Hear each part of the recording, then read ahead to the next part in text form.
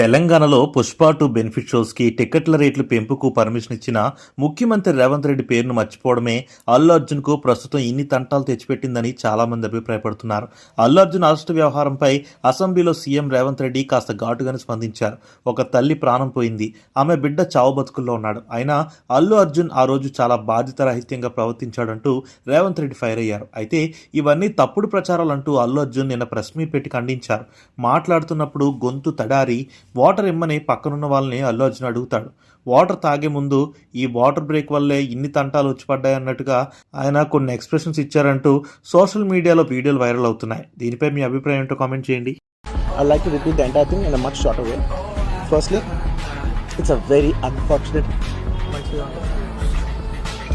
She knows, and I know she knows, and I know she knows, and deep down she knows.